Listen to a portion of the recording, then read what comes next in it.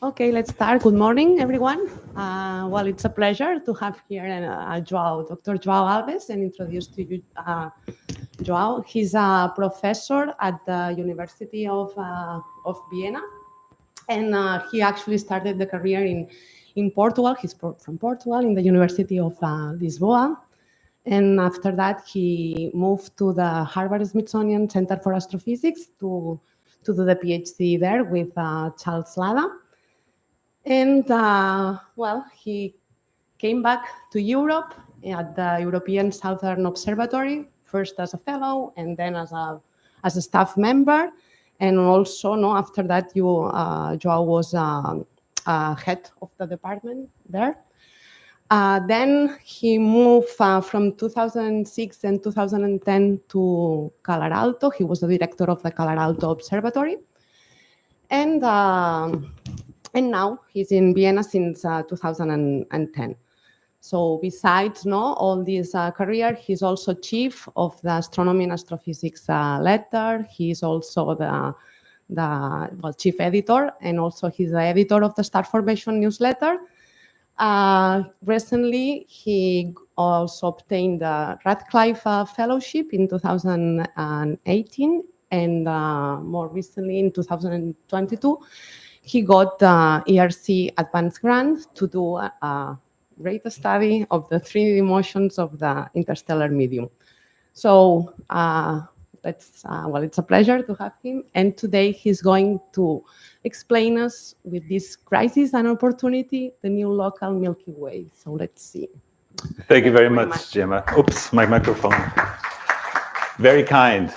So I have to start by thanking you for the invitation. It's a great pleasure to be in Barcelona. My goal today is to kind of convince you that Gaia is completely changing the way we look at our local Milky Way in particular. And this is the place where you're going to pay attention if you want to understand how stars like the sun and planets like Earth were formed. So before, let me introduce you to the team in Vienna. I will not say all the names, but it is a wonderful group of people. One is in the audience, Núria Mireroig. She comes from Barcelona, from this institute. Cambridge, we have Katrin Zucker, Lisa Goodman, and Ralph Konietzka. And in Munich, Andy Burkett, Guardian Edenhofer, and Torsten Ensling. Again, let's start from, this is an old sky image from Planck. And what you're seeing in blue is the local ISM. Now, why would someone care about the local ISM? It's one of the most messy things you can imagine. So how to make sense of that, and why do we care so much about it? We care so much about it because this is the cards we're dealt in terms of understanding star formation. This is where we have to understand cloud formation, cloud collapse, star formation, and planet formation. If we ever going to crack that mystery, it's going to be by studying these clouds. But as you see, they're all over the place. You don't know what's connected with what. So what we're doing in Vienna is trying to bring some order to this mess and trying to figure out what connects with what, and trying to build a new context for understanding cloud formation, which is one of the great mysteries we have to solve. We know clouds form stars, but how do you form clouds? Okay, so this is where I normally will tell you how Gaia works and how fantastic Gaia is, but that's not appropriate to do here in Barcelona. What's appropriate is to thank Barcelona, the group of people associated with Gaia, with the Gaia effort. They are making it all possible. So Gaia is this mission and has this a wonderful model where the community reduces the data, and the data is released to the public at the same time for everyone across the world. That has been a revolution, and that has made Gaia the most cited telescope in the world. And it's thanks to people like the group from Barcelona here. So thank you if you're in the other. I know they're not here, they're in Nice. So the outline of the talk is basically to tell you what we thought the Milky Way was before Gaia. Then I'll talk a little bit about the 3D dust maps and young stellar structures. And I'll try to talk about the new things we're trying to do, which is actually measure the motion of the gas. And why would that be so important? So pre-Gaia view, we live in and we all learned this in school, and we still teach students, we live in a spiral galaxy with a bar, and somewhere around there is the sun. Around the sun, there's this thing called the Gould Belt, a ring of structure of gas and young stars around the sun. And you can barely see it, but stars mostly are forming clusters, and there's this tiny little, you can actually see it here, tiny little concentrations of stars that we call clusters, and clusters eventually dissolve and form the field of the Milky Way. This is what we thought the picture was. It was state-of-the-art before Gaia. Now, very quickly, we live somewhere around here, and the idea was, and this came from the work from the 50s, from the work of Morgan, where we're trying to map out the structure of the Milky Way, and just by looking at H-alpha regions, we start making the first plans of the spiral arms of the Milky Way. Also in the 50s, the Dutch and H1 became a very powerful technique to map gas distribution. And this is where we start talking about the big Sagittarius arm, this one, the even larger Perseus arm, and somewhere around the sun, there's this thing either called Orion spur, local arm. No one was really sure what's that. And this is what the picture was. Now let's go inside the galaxy. This is now the Gaia image. Now you're center. I don't have to explain to you, but since this is YouTube live, I'll explain. That point touches that point, and you should wrap yourself around it to have the entire view of the sky. So this is the view from within. So this is the view from the top, and the little circle with the sun, and this is what we're looking in from inside the Milky Way. There's this structure from the late 1800s that now is called the Gould's Belt, and it's a band of, it started as a band of bright stars that form more or less this. This is, because this touches that, this is actually a disk. You have the plane of the Milky Way, you have this disk of bright stars and star formation called the Gould's Belt, and that has been the paradigm for the local Milky Way for star formation for 150 years. And this is one of the things we tried to map immediately when we had the chance to do it. Here's the Gould's Belt towards the galactic center. This is now an optical image. Galactic center somewhere over here. And this band of blue stars that we know as COSAN, and we'll talk more about that later, was what Benjamin Gould thought was a special ring that was around the sun. Hipparchus crystallized this idea to the point that we were very, very sure that, again, looking from the top, here are the local star-forming regions, the sun somewhere here, and there's your Gould's Belt in your ring of star-forming regions. On the right, you have B stars. So the B stars, very young stars, they didn't move too much from their birthplaces. And you can see some sort of a ring there, looking down on the plane. Now we're seeing from the side, Z, X, and there it is. Oh, it's a very believable ring. And we just happen to be in the center of this. And this is the state of the art as before Gaia, and this is a model from Perrault and Grenier, where you have a disk that's 20 degrees off the plane. It's rotating, it's expanding, and lots of work was done into trying to understand why do we have this rotating disk. I have no time to go through all of them, but you can ask me. But none of them was very satisfactory. Okay, so this is where Gaia enters, and this is where I think the game changes. Gaia was never designed to do 3D dust maps. And why do we have them? Because someone reduced the data and allow the community to think of creative ways to use the data to do things that no one was planning to do with the data. So this is one of them, these 3D dust maps. How do you do them? We know how to do 2D dust maps. So you have your ISM and you have your stars. And you can imagine if you're an extragalactic, the same thing with the quasars and the intergalactic medium. You're just going to use the line of sight to all your stars. and then you measure, in our case, reddening effect, meaning you're measuring the dust extinction along the line of sight, and then you can reconstruct a 2D map of your cloud, of your ISM. Now we have data from Gaia. So with Gaia means that you'll have the distances, you know exactly where your stars are. Some will be in the back, some will be in the front, some will be in the middle, which means you can invert the problem and you can reconstruct in 3D what is the cloud doing, because you have all these probes in front, inside, and in the back. That's the basic idea.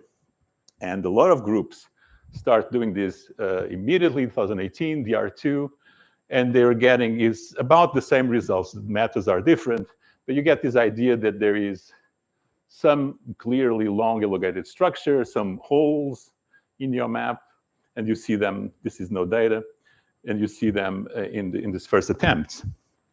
What we did instead was we sacrificed resolution to get accuracy. What is the simplest way to determine distance to a molecular cloud, to a dark cloud in general? It doesn't have to be molecular.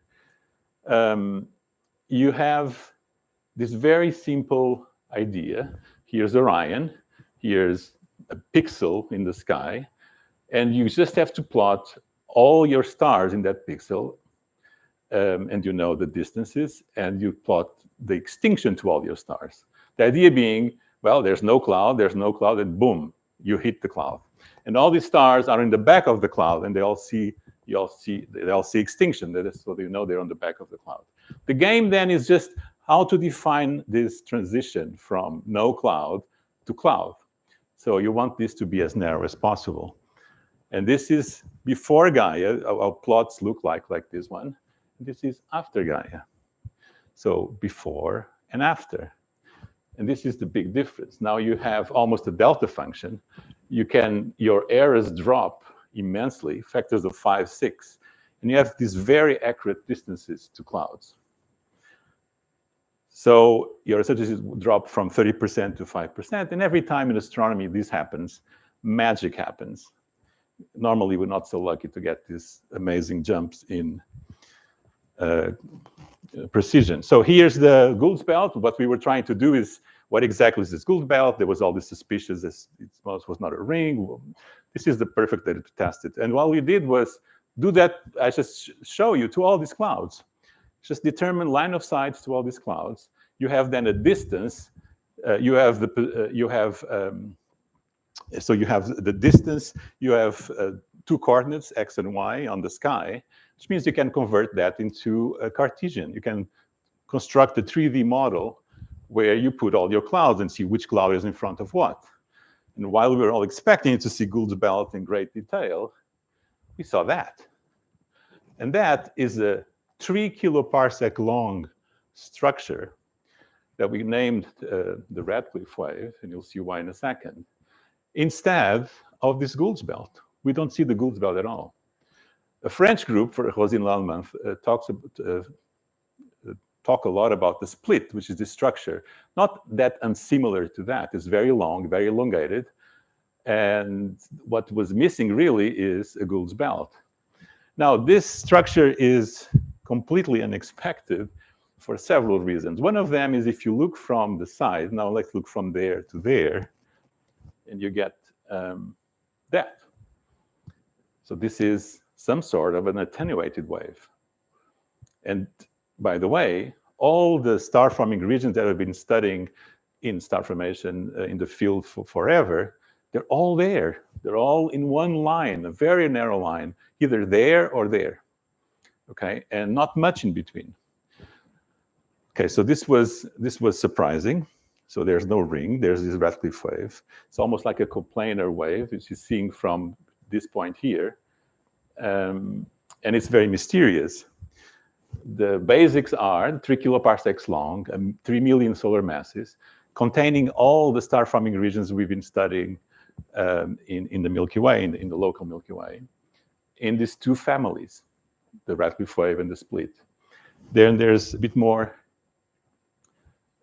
structures instead of the Radcliffe, of the Gould's belt. We now talk about the Cepheus spur, and this was a structure that was discovered by a master student in Madrid Pantaleone Gonzalez. There's the Sagittarius spur, and that's it. No sign of any organized ring around the sun. One of the first papers was actually from this institution, was apparently not even, I was talking to Cesca, was not a master's student, it was a bachelor student. I think it's Judith Donat. Where is she? Ah, there she is, great. So one of the first papers was analyzing the, this is very funny, by the way, because Cesca still doesn't believe in the Radcliffe wave, but she writes a paper about the Radcliffe wave. Anyway, that's for later. What maybe Judith, you should be talking here. She took 11 clusters from the Radcliffe wave and concluded that the vertical motion of these 11 clusters associated with the wave is not contradictory with a simple model of harmonic motion in a vertical direction.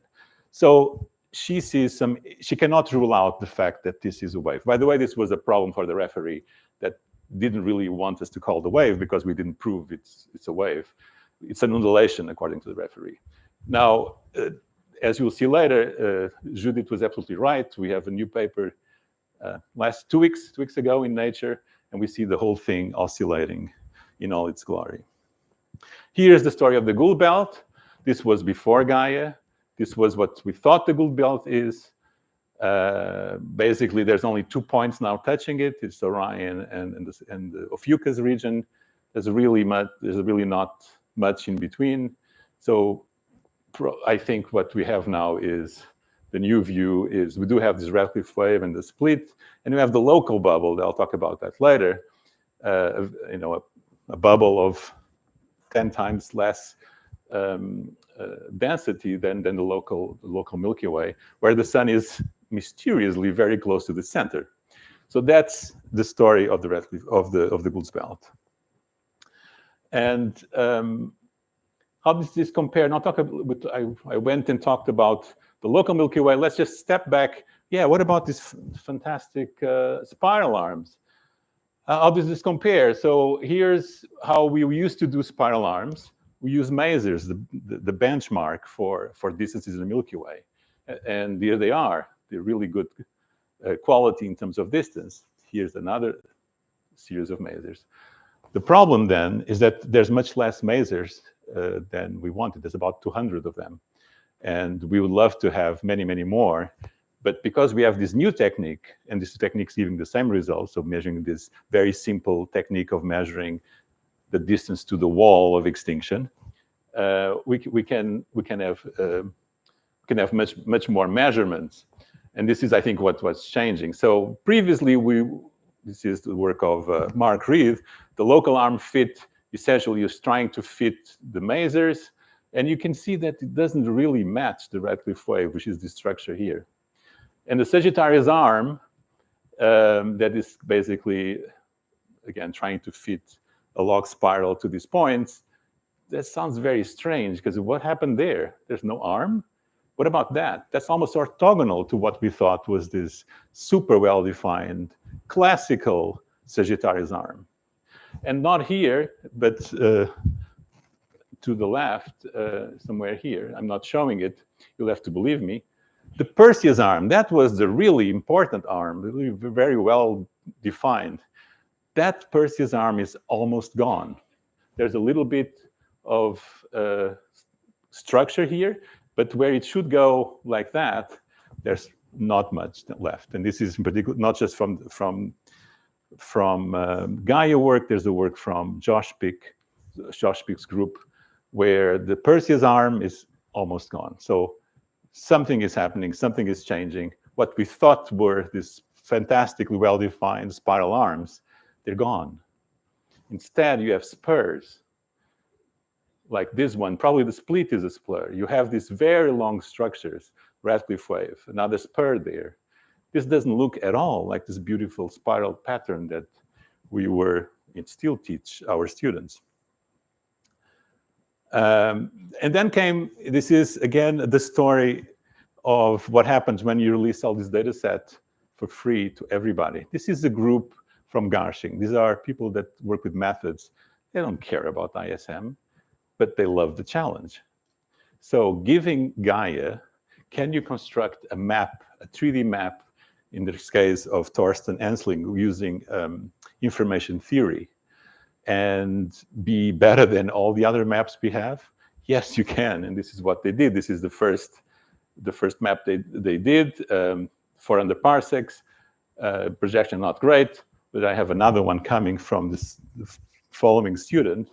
This is Gordon Edenhofen, finishing his PhD, and now you're looking at the 3D map of the ISM of the Milky Way, the planet of the Milky Way, and it's 2.5 kiloparsecs across. The sun is in the middle, and you can prove to you that this is all real.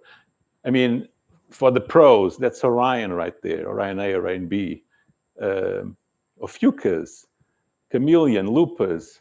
And here's the Radcliffe wave. It's so high resolution, about 2 parsecs, that you almost lose view of the large structures. Here's the Radcliffe wave coming. Here's the split coming. And this is mind-boggling. We are not even touching yet. We're not making the scientific use of this map yet. So it's very recent, but we're all, if you spend 20 years like some of us did looking at molecular clouds, this means you can look on the back of the molecular clouds.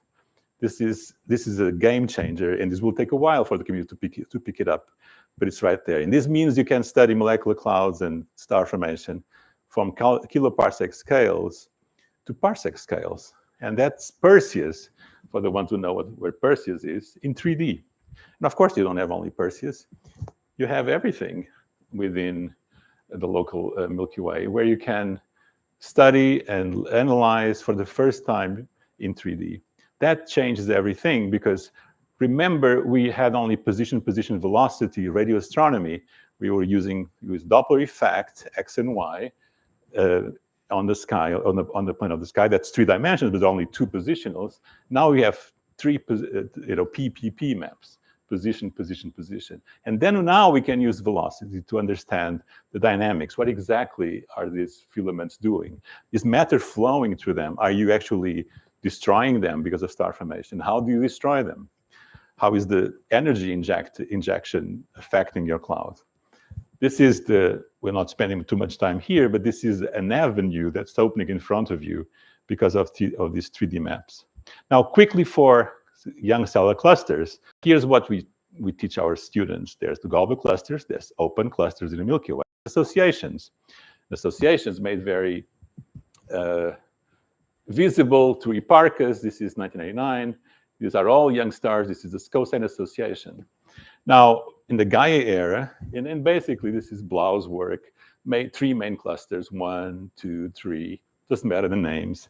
Now, Gaia takes a look at it. And this is what work we're doing in Vienna. This is a work with collaboration with computer scientists. And we're basically not doing just machine learning off the shelf. We're trying to do the next step and optimize it for the problem that we have at hand. That turns out makes a huge difference. And your SCOSAN, that's 3 clusters that from Blau and Hipparchus, becomes this beautiful structure with 34 clusters, which opens up a series of Pandora boxes that I'll try to go quickly through. Again, this only happens because of the sensitivity of the method that's developed by Sebastian Ratzenbuck. And you can measure differences in velocities of 0.5 kilometers per second, very low densities of sources. And you can create things like this, very detailed star formation history for your region. This did not exist before Gaia. And it's clear that there's something powerful that happened 15 million years ago. Something started 20 million years, but there's a peak at 15.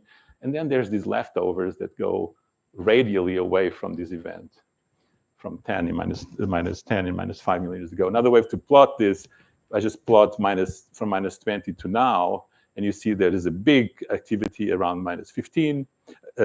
yeah, minus 15, and this is where the supernovae came from. Supernovae that, by the way, were powering the local bubble, the one that the sun is in through. And there's this kind of oscillations in the formation of stars, which is interesting, not for this talk, but just give you an idea of what you can do. Now, I want to talk a little bit about the work of Núria Mireirões.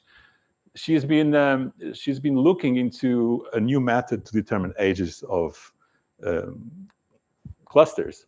And what she does, so assuming an unbound cluster, they will be expanding. But now we have the possibility to go back in time because of Gaia and assuming a galactic potential model.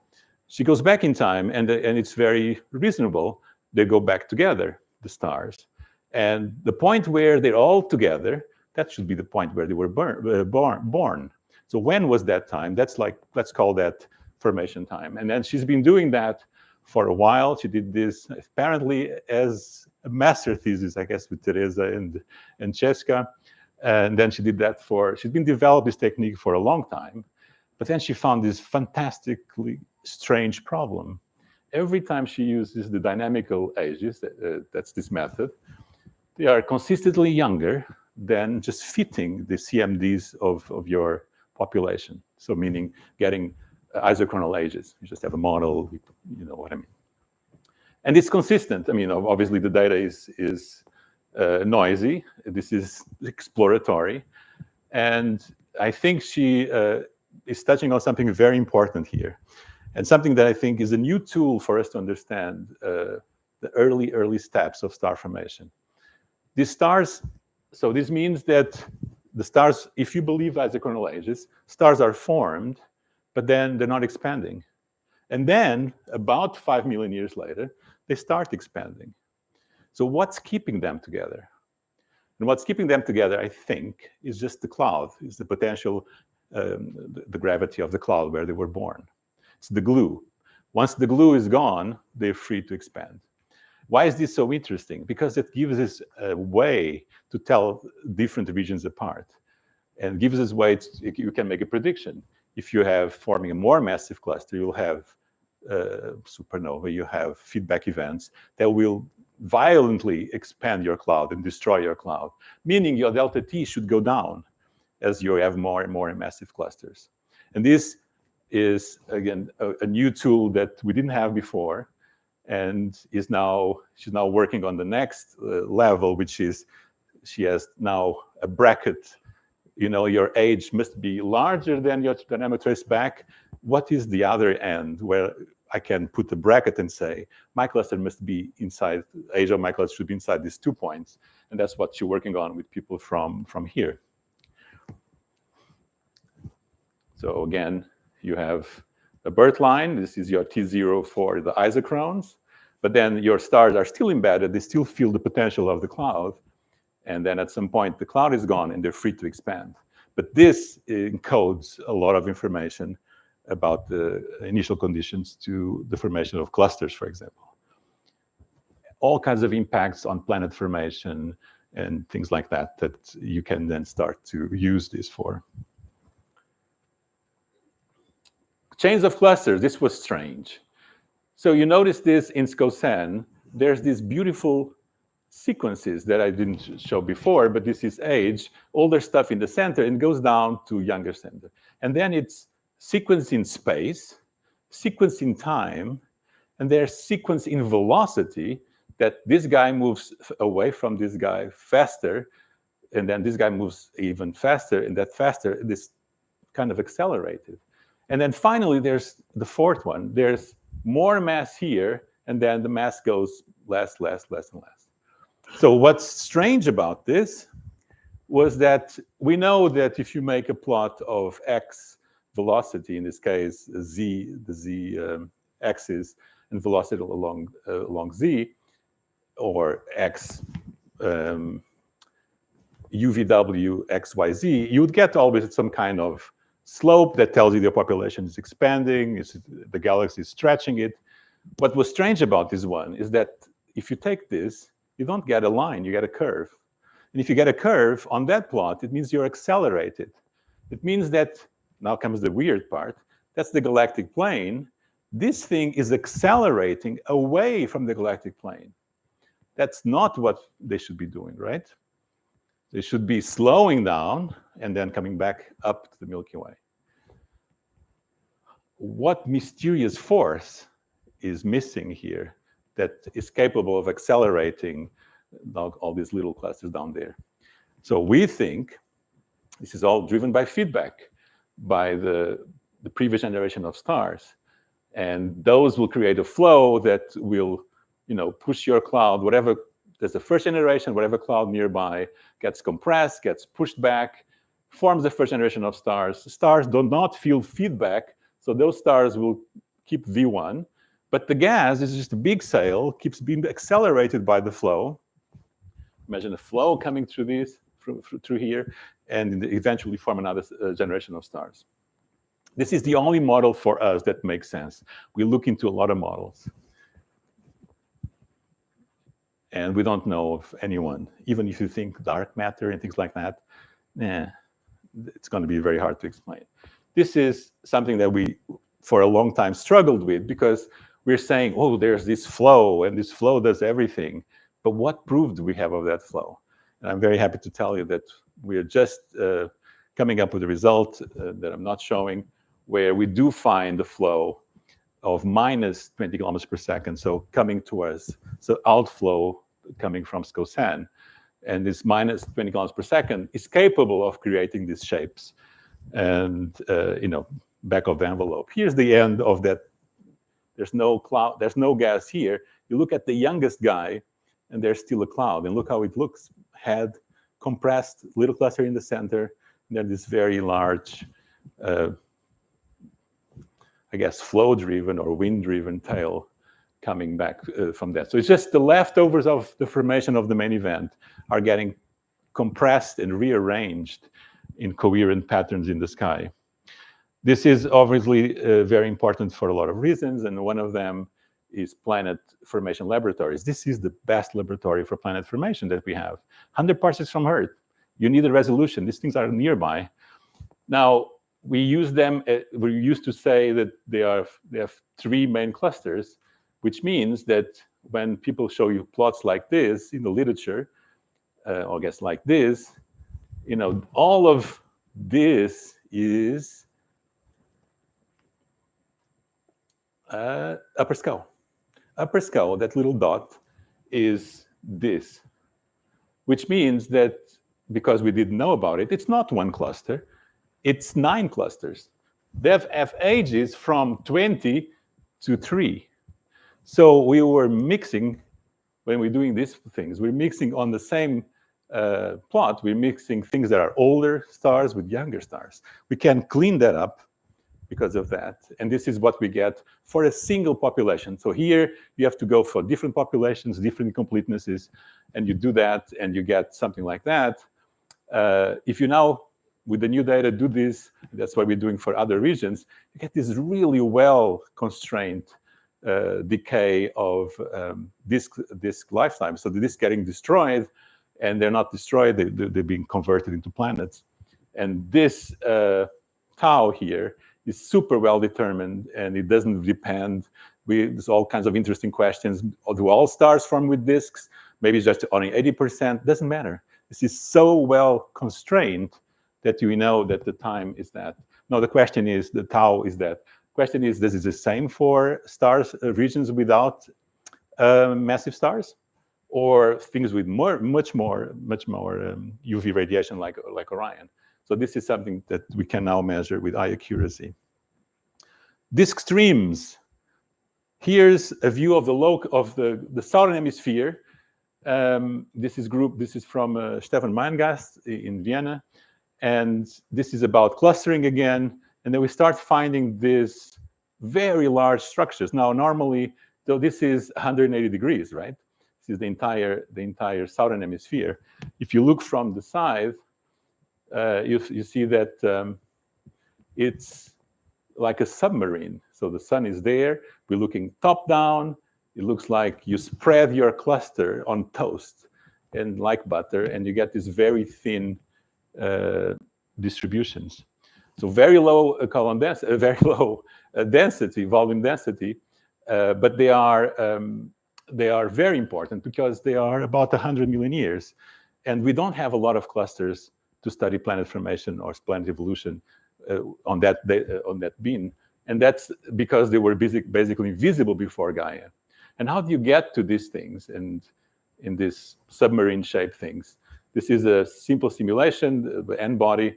Just take SCO-SAN, that's the region I just said, you just drop it on the Milky Way. Here we'll be looking from the top, here we'll be looking from the side.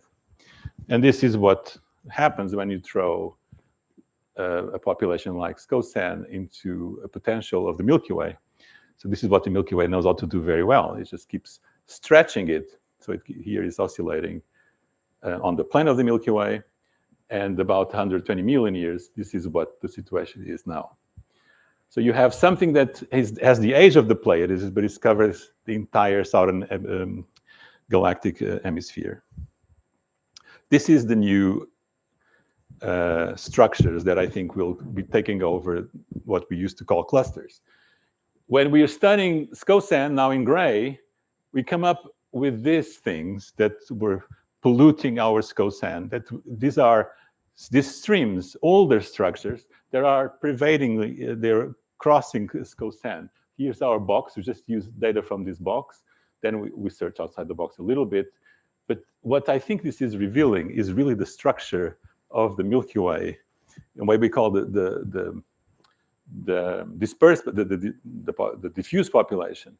And these disk streams that we're now discovering, it's everywhere. They're everywhere. They're really like the fabric of the Milky Way. So eventually you'll be able to pick out any star and figure out what its family is, where it came from. So it's a game of sensitivity to very low column densities and sensitivity to kinematical properties of your stars, where Gaia excels.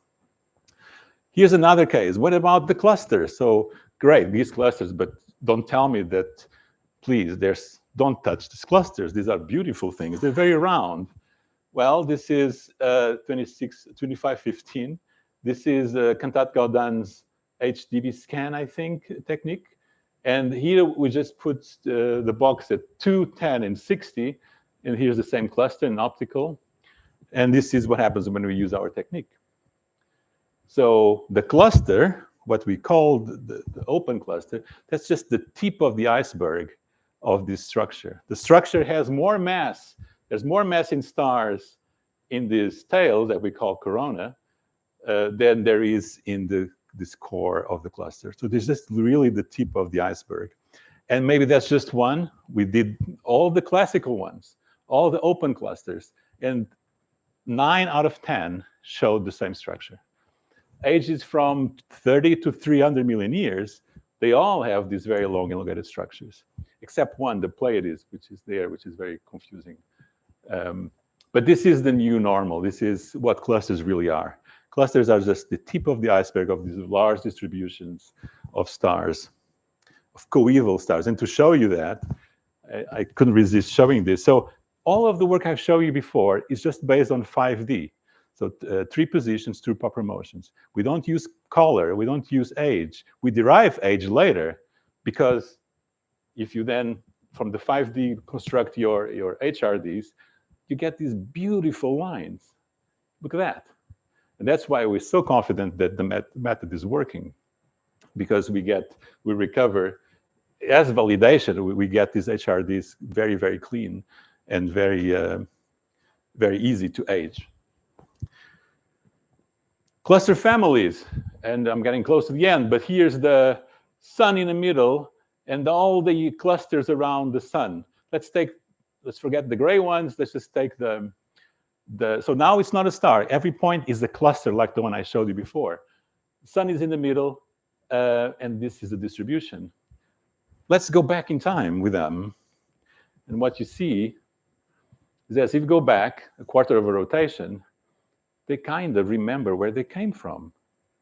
And they came from all those clusters up there. They came just from 3 simple points in the Milky Way, so about 45 million years ago. Why is this interesting? Very important, because the way it affects the ISM, the way it creates your cosmic rays. And we'll come to that very soon. Notice all kinds of interesting things. This guy does not move radially. These two are moving outwards radially. They're families of clusters, right? So every little dot is a cluster.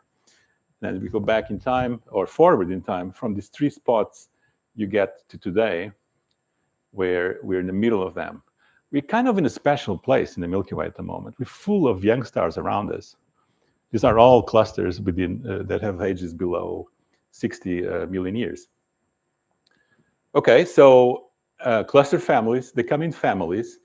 You probably can take your cluster that itself has this long cigar-shaped distribution. So take this point as elongated structures, and this is how I think you will building up the Milky Way from star formation. Why is that important too? Is because they have massive stars, and over these 45 million years, we estimated 200 supernovae exploded from these families. That's a lot of energy. And in fact, look where they are. Remember these cavities that the maps were giving us? That's because the families of clusters, one local bubble, the other one, the famous one, GS238, is caused by these 2 families. So there's very large superbubbles are being powered. So the distribution of gas on the surface of Milky Way around the sun is being shaped by feedback from all these clusters. And finally, can we really see all this dust and gas in motion? The answer is yes. And this is what we're working on very hard. 100 years ago, we didn't know there was an ISM. I think it's very nice that about 100 years later, we go from photography into 2D, the discovery of molecules, H1, Gaia brings the 3D, and we're almost there. We just need 2 more dimensions, and that's the proper motion of the gas. Now, gas proper motion is nasty because it's not point sources, right? It's hard to do astrometry with point sources. I imagine doing astrometry with a fluffy thing that's contracting and moves in whatever way it wants to move. So what we're doing instead is using young stars to track the motion to get these 2 missing dimensions. We're going to go for the very, very young stars inside these clouds, measure the proper motions and say, this is the proper motion of the gas. That together with radial velocity, XYZ, we have everything. We can see the entire movie. We can see clouds forming, contracting, being destroyed in a not so long distance future. And here's a pilot study we did. This is just with Gaia. And this is the famous Orion, Orion A, Orion B. We take parcels. We take the very youngest stars we can get with Gaia. We divide the cloud in parcels like this. And the parcel size means distance. This is nearby. So you see the front of the cloud doesn't look like it, but this is very close. This is 400 parsecs.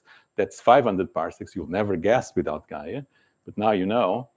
And because we have these parcels and we going to give them the proper motion that we measured from the young stars, we can do the full thing. We can do the movie and realize that Orion is reacting in some coordinated way and is moving away from a point that's fairly well defined to be there, which we think is, of course, some major feedback event that took place about 6 million years ago. So the entire clouds are being pushed back, and this is what we call the Orion Big Blast event that took place about 6 million years ago. This is from the thesis of Josefa Großschädel. And of course, you can measure momentum analysis. How is the energy transferred? One of the biggest problems when you're trying to build galaxies in simulations. Well, this is the way you're going to measure that energy transfer. What we're doing then this was done with Gaia, but of course you want to do that with the stars that are still embedded in the cloud, those that Gaia cannot see because, well, Gaia near infrared will, but that will be not so soon. What we're doing from ESO, Paranal with the Survey telescope, we're measuring all these tiny little red dots. This is 1688. This is very dense. In the optical, there's absolutely nothing here. So you're looking through the dust because you're in the near infrared. And we're going to use these stars and see how they move. We observe them twice a year for 5 years, we're going to calculate the proper motions. This is what we're working on now, to then construct very accurate proper motions of the gas and see exactly how are these clouds forming, evolving, and dispersing. Very, very close to home and very close to the finish, let me show you this beautiful picture from the Guardian's Edenhofer map that I showed before, the black and white one. This is O'Neill last week, I think. This is the local bubble, and we need to talk about the local bubble because in the side of it, we're kind of right in the middle. This is constructed from this map, so it's essentially trying to figure out the first surface of column density from the sun, and you get these very beautiful shapes. This is not even a bubble, it's a chimney, it's popping up, because this is exactly what makes sense. If you have a distribution on the plane of the Milky Way, you explode something, you'll be popping up, not really, in the perfect spherical way, but you'll have a chimney coming up and going down. And this is what we can do. We can, like we're doing in Orion, we just take our young stars, we trace them back in time, and this is now the young stars from SCOSAN, the ones I showed before, the ones that produced 15 supernovae, and this is then the model that we get for the formation of the local bubble. So very quickly, the sun was outside of the local bubble until about 6 million years ago, when it entered the local bubble, 6-7 million years ago, and it now finds itself very close to the center. So there's really nothing special about it. It's just a coincidence. We're just traveling through, and we just find ourselves inside the local bubble. Local bubble is interesting for a lot of reasons. One of them is these deposits of iron-60 that we find on the bottom of the ocean in sediments. There's two detections, one at 2 million years and one at 6-7 million years. 2 million years, supernova that exploded in SCOSAN 2 million years ago, kind of settled. But then there's another peak at 6 million years, which we think is probably, the point where the sun entered the bubble. You enter the shell, you have the leftovers of the supernovae, and they're the products of the supernovae, they eject it, and this is how they got into the sun. I could talk more about that. That's not the point now. What I want to show you that Judith was right. And now with many more clusters, that Radcliffe wave is oscillating. And now we can characterize it even better. And what we really like about this is that there's nothing like having a physical model in space. You can ask all kinds of reverse engineering questions. So we know that's a traveling wave. It's drifting away from the galactic center, which is strange. We don't know why is it oscillating. We have some ideas. But most important, we know how it is oscillating. So we know exactly what is the mass that you have on the plane of the Milky Way for it to oscillate the way it does with this period. And that means that the density is pretty much what we knew from before, meaning there's not a lot of dark matter on the plane of the Milky Way. This is interesting for a lot of reasons. There's this story of the dark disk. Very quickly, maybe not all dark matter is equal. Some dark matter interacts and forms a dark disk. Every time the sun goes through it, some people like Lisa Randall would propose that you'll have a mass extinction on Earth because you'll perturb the Oort cloud. Oort cloud comes raining down, destroyed the dinosaurs 60 million years ago. Turns out that's not probably what happened. The period is more like 95 million years, and this density leaves very little space for dark matter on the plane. Doesn't say anything about dark matter on the halo, of course. And my last point is, guess what? We were inside the Radcliffe wave. We were not here, we were not there as people, but now here's the sun, here's the Radcliffe wave. If you can go back, now we know the motion of the gas, and we know the motion of the sun. We can do the two together and realize that the sun crossed the Radcliffe wave somewhere through Orion. And this is the work of a student in Vienna, Ephraim Makoni, and he concluded that basically when we were closer to 50 parsecs less than 50 parsecs to all these clusters. Some of them were not even formed, so we were talking about the clouds that formed them. And these are massive things. These are things that have O stars. So their clouds were very, very massive. And about 14 million years ago, we were closest to one in particular, called NGC 1980, which you can see by eye. So we came from Orion. In particular, we were very close to the cloud, the massive cloud that formed that massive cluster next to the ONC. That's NGC 1980. Now, this is wonderful because we can go back and look at the geological record. And did something happen 14 million years ago? Yes. Guess what? There's an event called the Middle Miocene disruption, where the temperature, in this case, temperature of the ocean, dropped. This is proxy for temperature. We're working with climate people that gave us this wonderful plot. And yes, there is something that correlates with the crossing of the sun, of the crossing of the Radcliffe wave. So I think I've talked too much. I want to finish, and I just tell you that it is a great time to look into Gaia and the local Milky Way. It's a very fast-changing landscape. What you're looking here is a movie by Mika and Catherine Zucker, where we going to plunge into the local bubble. The red dots are the clouds of the Radcliffe wave. The spines are the dense cloud forming stars, the closest star-forming regions to Earth. You notice they're at the surface of the local bubble. And our lovely spaceship is coming soon. There she is. That's our sun. And you'll see that it has a heliosphere. And these are the things that get crushed when we cross the bubble or we went to a denser cloud, and allows then iron-60 and all these elements to reach the planet. And it's it's a complete joy to work on this wonderful data set that was not designed to do any of this. So summary, spiral arms, yeah, but it's more like M83, very messy. So expect complex spiral arms. Gould's belt, sorry, Cheska. I don't think so. I think we have the Radcliffe wave. Clusters, yes, but that's just the tip of the iceberg. Most of the stars are actually not at the tip of the iceberg. They're in these big, long, cigar-shaped distributions like this one. And I'll thank you for your time.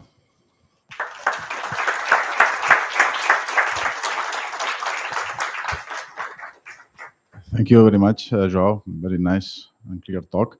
So there is time for questions or comments.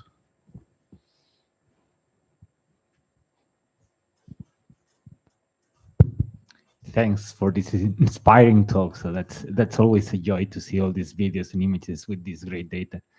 So you have been talking about clusters all the time, so stars forming clusters, but when you were referring to the sun, it's only the sun, right? So I guess the sun also form in a cluster somehow. And then when you do these reconstructions of these elongated clusters all over the plane of the sky, can you also do the same thing for the cluster where the sun forms? So can you identify the siblings of the sun?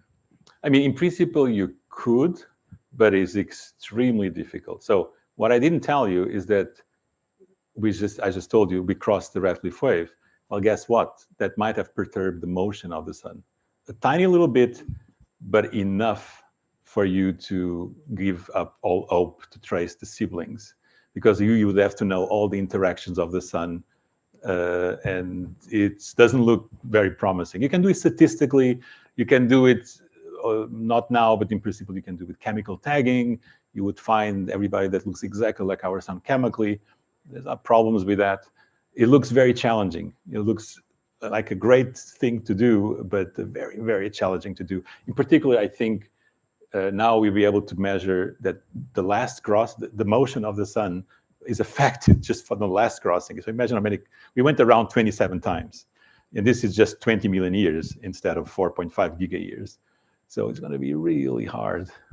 They should be in the galaxy, that much, I think. Yeah, but they can be everywhere. They could be everywhere. They will be everywhere. Okay, more questions, Jessica? I arrived a bit late, but in the interstellar medium, there is the local bubble. Yes. But if you see a picture of 500 parsecs, for example, you see classically loop 1, loop 2, loop 3. 3 loops that are just at 500 parsecs. Groups of Loop, it's called loops. three Sorry. bubbles, loops, three more loops. bubbles. Yes. That are just going to the galactic center. Loop 1, loop 2, loop 3. Yeah. My question is, just the sun is inside the local bubble by casualty. It's not, but could it be possible to look at these 3 loops, thinking in the idea that you have combined Orion and the local bubble and the sun and blah blah. Exactly, but there are the 3 loops that Gaia can reach that, and therefore will reach these areas. We can, in some sense, check. And I have seen only that you have only one bubble in one of the slides. Only one bubble. Oh, yeah. This is Why only one? Oh, because this is the movie. You're probably thinking about the movie. That's just because the movie's not done. This is just Okay. it's full of bubbles. If anything, I Okay. mean, so look at this. So these are bubbles. So if anything, one of the answers to why are we in the middle of the bubble, it's because it's really hard to be outside of the bubble. Look at the quantity of bubbles that we've gone through. So, and especially the JWST images, you look at them, this beautiful face-on M74, they have these beautiful bubbles, which Exactly. are the size of the ones that I showed you quickly. I don't know if They are just laboratory to check all the models. It's, yeah. This is my feeling. You put only one bubble here. You see? No. So it's just the one that we know very well. We know the Exactly. shape of this very well. Okay. Okay. That's a much larger bubble. This is, by the way, the Phantom. They call it Phantom something in M74. The very big one. That's this size-wise is the same. The other one is round. Ours is elongated here. This is Hylas GS238, and it does look. There's many more bubbles here. It's just we're not putting them all at the same time. And the So most of it is bubbles. Fuki actually. and so on. Yeah. Can I have a second question? Yeah. Just in the last slide, coming Sure. back to the amount of volume, stellar volume density, total volume density in the solar neighborhood, 0.085 Yeah. solar masses per parsec cubic. That one. Yeah. Can you provide a plus minus an error bar here? There is. So it's in the paper. Okay, and it's how much? Because it's very interesting. Our results also indicate that there are no potential dark matter Right. in detail. It's Right. the same.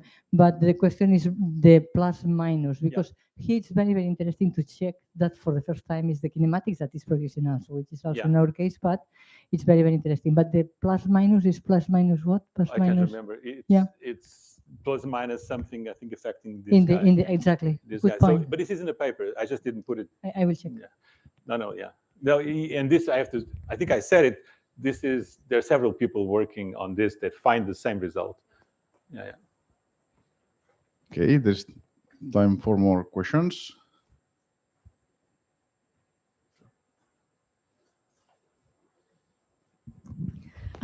I couldn't read your last paper, this one that you're showing here. I will, but can you talk a little bit about what are the hypotheses behind this oscillation? It's something from the Yes. external. We don't agree within the team. So officially we don't know. Some people prefer feedback and say feedback could cause this. Some people prefer, like I prefer, this is the story that you know very well, is the galaxy is totally out of equilibrium, and there's oscillations everywhere, and probably a lot of it is related to the passage of Sagittarius Dwarf.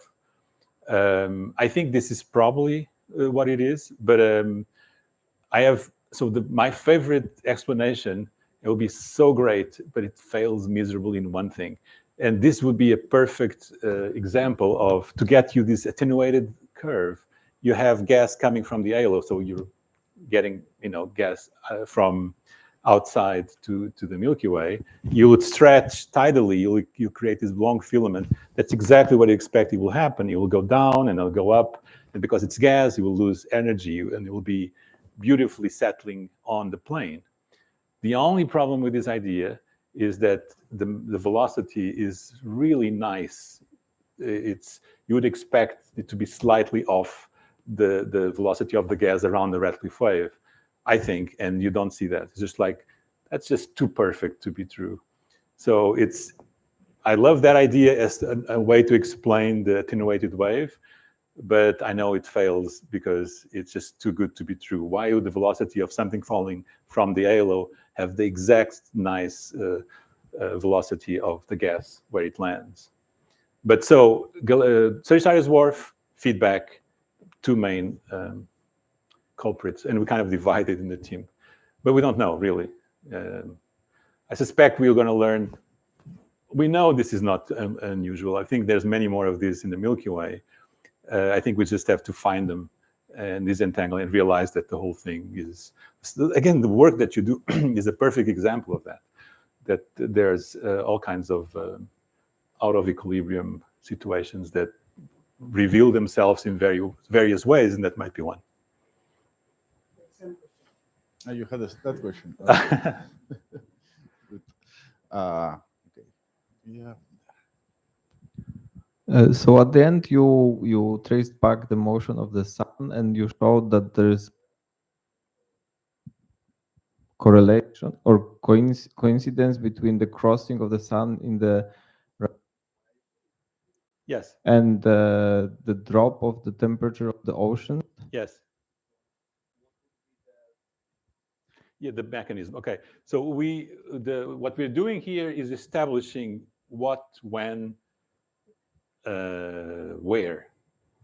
We're not ready yet. So we partner with these paleoclimate people because they know that, and we don't. It took me a while to realize that delta 18O is actually temperature, and these many things could be happening. You could be crushing the heliosphere, meaning the density. You're going through a dense cloud. Your beautiful heliosphere gets reduced to a line, and the orbit of the Earth is exposed to the cloud. So you can have this. You can have dust arriving directly from the ISM on Earth. You can have, remember, Orion is full of supernovas and star formation. You can have an avalanche of cosmic rays that will affect the climate on Earth. Several studies work on that. It's just that we're not ready to settle on any of this. We just can tell you that we were inside a dense cloud 14 million years ago. I think this is exciting enough, and I think we need to kind of move forward. And we just put this as, well, that also happened 14 million years ago, and this provides a wonderful explanation for it, but we're not ready to say what mechanism actually took place. So it's speculative now. Yeah, this part. This part is speculative. So so the way to make this, to settle this, is to get iron 60 from the supernova in Orion at 14 million years. The lifetime of iron 60 is 2 million years, means that there's like 2% left.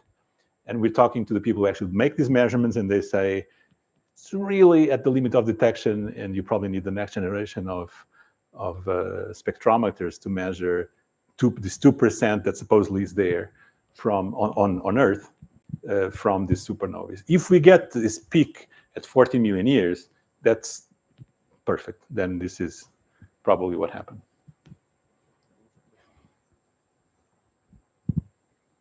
Well, I think you kind of now answered what I was going to ask. Like, it's very related.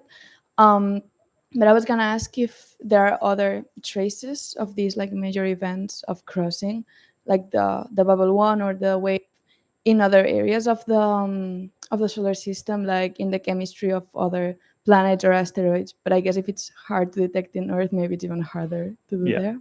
Right. So it will be very, very hard. I think we first have to find it on our own planet, this 40 million year iron 60. That's the big challenge in itself. But if it's there, then, I mean, we're pretty sure we crossed it, and we're pretty sure we crossed it right there. So we definitely passed through Orion while there's stars forming 20, 30 million years ago, stars. We passed 14 million years ago. So supernova were ongoing. So whatever we passed, it might have left a trace on the planet, and this is possible. Yeah, that could be one of the signs. But yes, you could have, maybe even on the moon. I mean, there's the 2 million year iron 60, there's an imprint of it on the moon. But again, that was 2 million years, not 14. That's much, much harder to detect. Okay, there is time for one or two questions, and I think it will be time to close.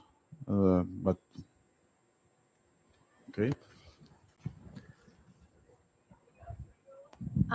Mention this thing that the tracers you study do not seem to be organized in the classical spiral arms. Yeah.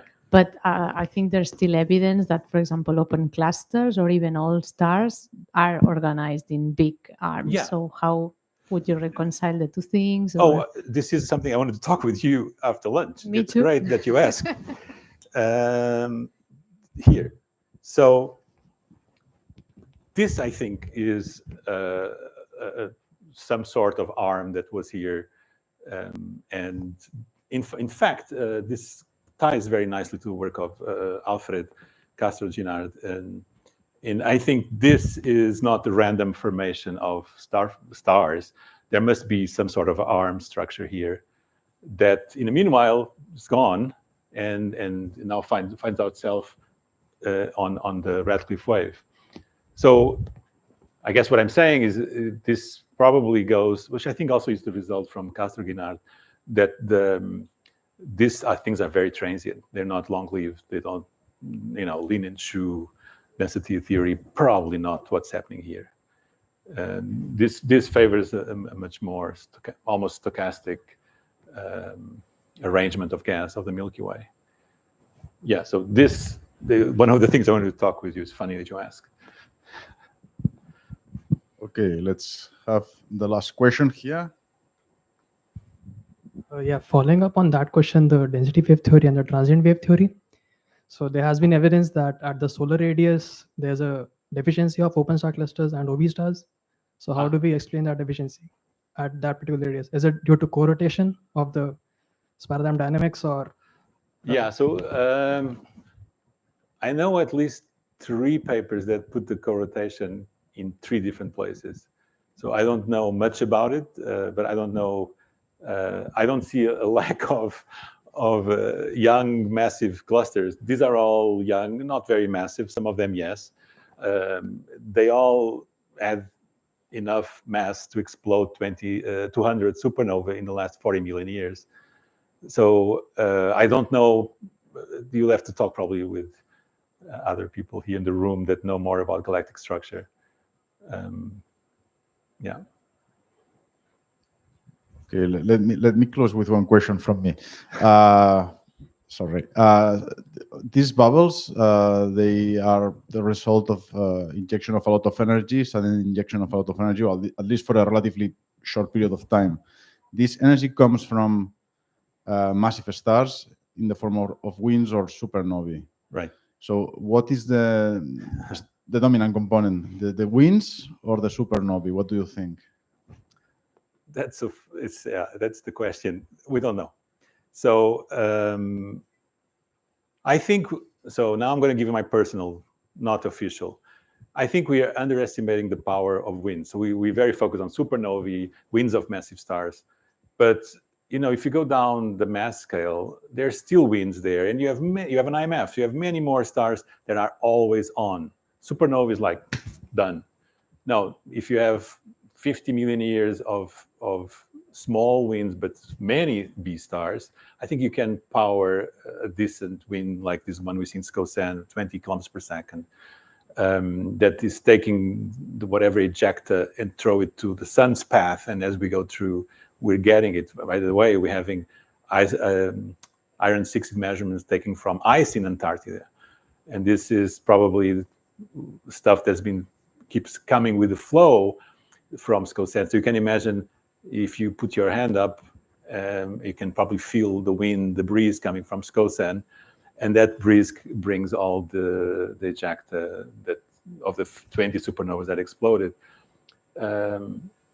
Yeah, so the supernova exploded right there. Yeah. Okay, so thank you. Well, I think we can close now, but let's thank again João for this very nice interaction and the talk. Thank you very much. Thank you.